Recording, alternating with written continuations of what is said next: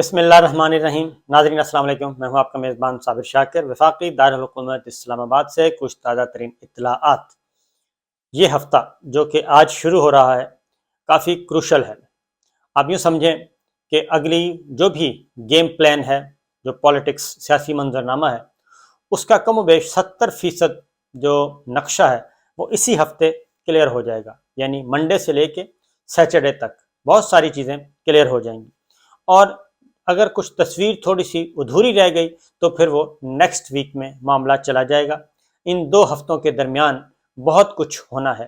اپنی آنکھیں کھلی رکھیں، اپنے کان کھلے رکھیں، اور ذرا مضبوط حوصلے کے ساتھ، مضبوط دل کے ساتھ، مضبوط اعصاب کے ساتھ یہ سیاسی کھیل آپ نے دیکھنا ہے،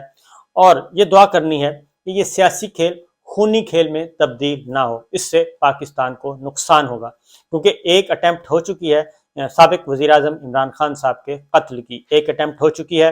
اور اب سوچا یہ گیا تھا کہ جناب اب ہے سکون، کیونکہ وہ زخمی ہو گئے ہیں، ان کی ٹانگ پہ پلستر چڑھا ہوا ہے اور وہ چل نہیں سکتے، لہٰذا جو ان کے مخالفین تھے وہ یہ سوچ رہے تھے کہ خس کم جہاں پاک، چلیں اگر ان کی جان بچ گئی، لیکن وہ زخمی ہو گئے ہیں اور لانگ مارچ ختم ہو گیا، دھرنے کا خطرہ ٹل گیا، اور پولیس کی نفری جو ہے وہ واپس بھجوانا شروع ہو گئی تھی۔ Sindh police, rangers, F C, یہ سارے کے سارے ایز ہونے شروع ہو گئے تھے کہ جناب خطرات ٹل رہے ہیں، اور اب ہم ہوں گے اور میدان ہوگا اور کوئی مخالف نہیں ہوگا۔ یہ ایک ابھی 24 گھنٹے 48 گھنٹے کا بھی یہ جشن فتح جو ہے وہ منائی نہیں گئی تھی کہ عمران خان صاحب نے یکدم برق رفتاری کے ساتھ کچھ فیصلے کر دیے، اور کیونکہ سوچا یہ گیا تھا جو پلاننگ وہ ایک فلاپ بھی ہو گئی۔ ایف آئی آر ابھی تک درج نہیں ہو رہی، اور ایف آئی آر بھی ایک مہمہ بنا ہوا ہے کہ کیوں درج نہیں ہو رہی، اس کی میں آپ کو ایک الگ سے بات بتاؤں گا کہ معاملہ کیا ہے۔ انشاءاللہ اگلی ویڈیو میں اس کے بارے میں بتاؤں گا کہ اصل حقیقت کیا ہے اور خوف کس بات کا ہے، ایف آئی آر کیوں درج نہیں ہو رہی۔ واپس آتے ہیں عمران خان صاحب کی اسٹریٹجی پہ۔ عمران خان صاحب کے بارے میں کسی نے نہیں سوچا تھا کہ وہ ایک نیا پلان لے کے، نیا گیم پلان لے کے آ جائیں گے اور پھر ان کی زندگی اجیرن کر دیں گے۔ بالکل اسی طریقے سے جیسے ضمنی الیکشن اناؤنس ہو گئے اور انہوں نے 8-9 سیٹوں پہ یا 9-10 سیٹوں پہ جو استعفے منظور کیے تھے، چن کے سیٹوں پہ استعفے منظور کیے کہ یہ کمزور سیٹیں ہیں، یہاں پہ ہم جیت جائیں گے، یہاں پہ ہم کامیاب ہو جائیں گے، ان کے استعفے منظور کر کے وہ خالی نشستیں قرار دے دی گئیں۔ تو عمران خان صاحب نے ان 8 سیٹوں پہ خود الیکشن لڑنے کا، 9 سیٹوں پہ خود الیکشن لڑنے کا اعلان کر دیا، اور ان میں سے 8 سیٹوں پہ وہ جیت گئے۔ تو یہ ایک بالکل سرپرائز تھا، ان کے وہم و گمان میں بھی نہیں تھا کہ یہ ہوگا۔ اسی دوران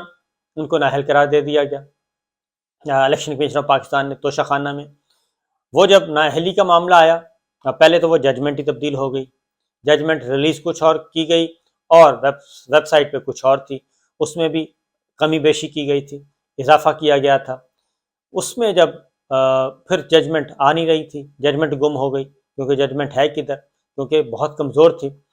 چیف جسٹس اسلام آباد ہائی کورٹ کے پاس گیا، انہوں نے کہا کہ یہ تو ڈسکوالیفیکیشن ہوئی نہ ہوئی برابر، کیونکہ یہ تو سٹے کا بھی کیس نہیں بنتا، وہ جو ڈسکوالیفیکیشن ہوئی یا ڈی سیٹ کیا ہے وہ تو صرف ایک سیٹ ہے میاں والی اس سیٹ پہ وہ گئے ہیں، باقی تو سب کچھ ہر چیز موجود ہے، اور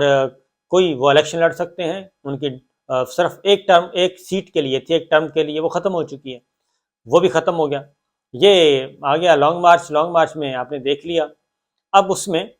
پہلے بات ہے کہ بہت ساری چیزیں چھپانے کی، دبانے کی کوشش کی جا رہی ہے، لیکن نہ چھپ رہی ہیں نہ دب رہی ہیں، بلکہ ہر چیز ملٹی پلائی ہو کے سامنے آ جاتی ہے۔ بہرحال عمران خان صاحب نے یکدم راتوں رات فیصلہ کیا اور انہوں نے اناؤنس کر دیا کہ جناب منگل سے، یعنی کہ کل سے دوبارہ لانگ مارچ شروع ہو جائے گا۔ اب سب سے بڑا مسئلہ تھا عمران خان صاحب کی سیکورٹی کا، کہ ان کی جان کو خطرہ ہے اور انہیں اس طرح سے نہیں آنا چاہیے۔ وہ انہوں نے کہا جی کہ میں کروں گا ویڈیو لنک سے خطاب، اور یہ جو 10 دن کا 12 دن کا جو مارجن رکھا گیا ہے، اس میں بھی ایک راز ہے، کیونکہ ورنہ تو لانگ مارچ شروع ہوتا وزیر آباد سے، انہوں نے کہا تھا وزیر آباد سے شروع کریں گے، اور ود ان اے ویک انہوں نے پہنچنا تھا اسلام آباد، اور اب انہوں نے ری شیڈول کر دیا۔ اب انہوں نے کہا ہے کہ 10 دن لگیں 12 دن لگیں، ہم سپیڈ کے مطابق ہے، ہم نے پنڈی پہنچنا ہے۔ پہلا تو معاملہ یہ ہے کہ وہ پنڈی میں اب چیلنج کریں گے، اب اسلام آباد کو چیلنج نہیں کریں گے۔ اسلام آباد میں وہ اس کے بعد فیصلہ کریں گے آگے کرنا کیا ہے۔ ان کا پڑاؤ ہوگا راول پنڈی، اور راول پنڈی کی کون سی جگہ ہے یہ آپ بھی جانتے ہیں، یہ ہم بھی جانتے ہیں، اس میں کوئی راکٹ سائنس نہیں ہے، کوئی الجبرے کا سوال نہیں ہے، مسئلہ فیثاغورس نہیں ہے، سادہ سی بات ہے کہ وہ جائیں گے اور وہ ایک ایسی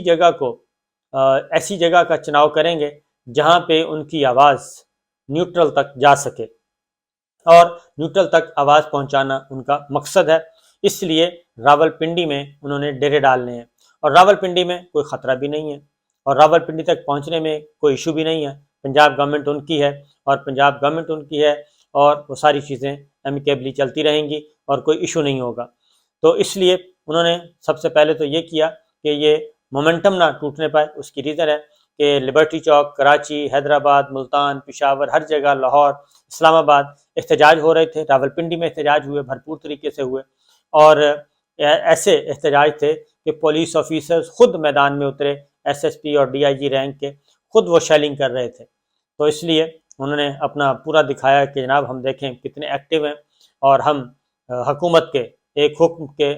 پابند ہیں، اور جو حکم کریں گے ہم وہ کر دیں گے۔ بہرحال یہ چیز ہو گئی۔ اب آتے ہیں جی کہ معاملہ کیا ہے۔ اصل میں عمران خان صاحب کو کہا گیا تھا کہ ذرا آپ تھوڑا سا رک جائیں، تھوڑا سا صبر کر لیں، پاز لے لیں، اور اس دوران آپ صحت یاب ہو جائیں، پھر ہم نکلیں گے۔ لیکن ہوا یہ کہ اس کو ان کی کمزوری سمجھا گیا،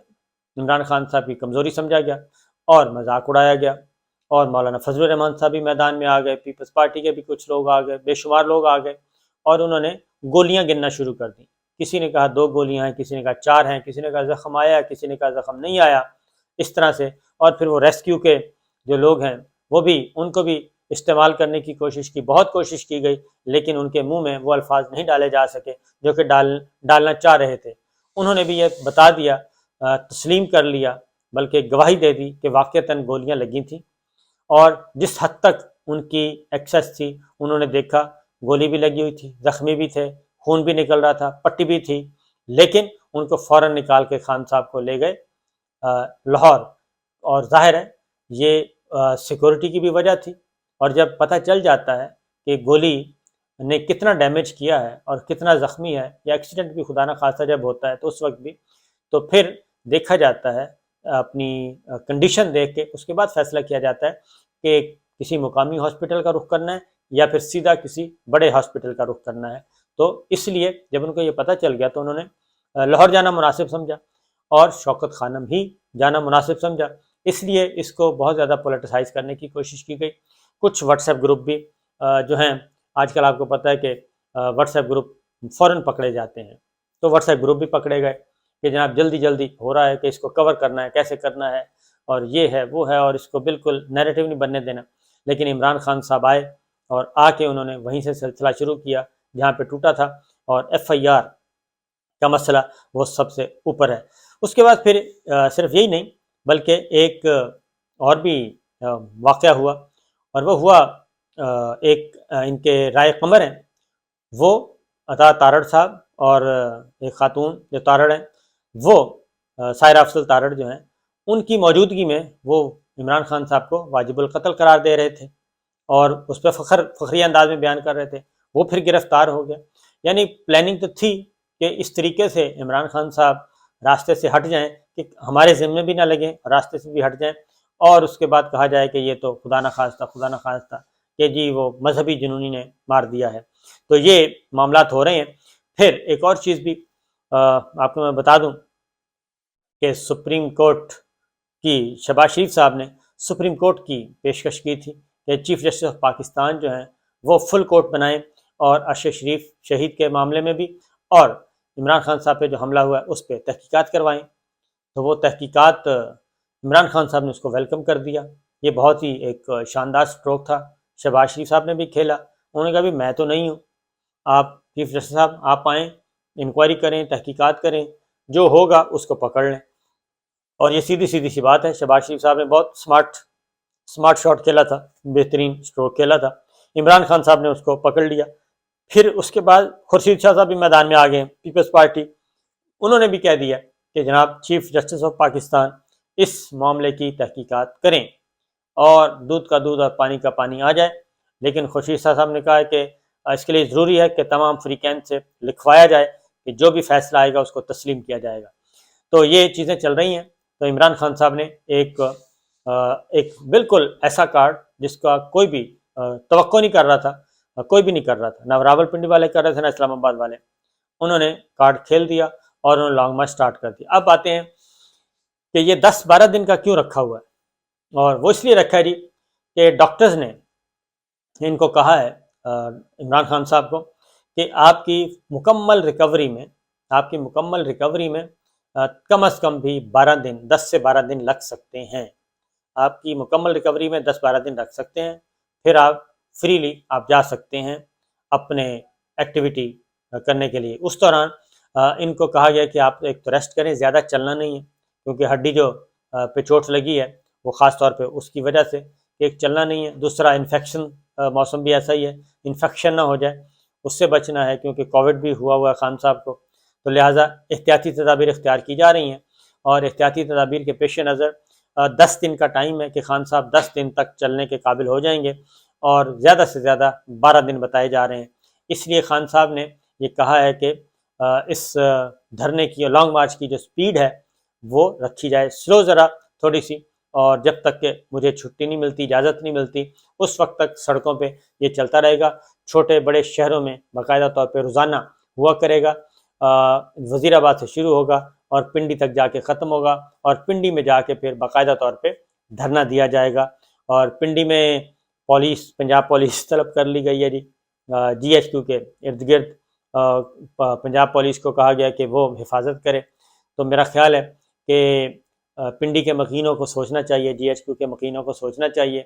کہ آخر یہ نوبت کیوں آئی ہے، کیونکہ لوگ تو آپ کو سیلوٹ کرتے ہیں، کرتے تھے، کرتے ہیں اور کرتے رہیں گے، بشرطے کہ آپ ان کی امنگوں پر پورا اتریں۔ اگر آپ عوام کی امنگوں پہ پورا نہیں اتریں گے، اور اگر عوام کی امنگوں کے برعکس آپ نے نیریٹو بیان تبدیل کرنے کی کوشش کی تو پھر یہ چیز نہیں ہو سکے گی، کیونکہ اب لوگ جو ہیں رزلٹ مانگتے ہیں،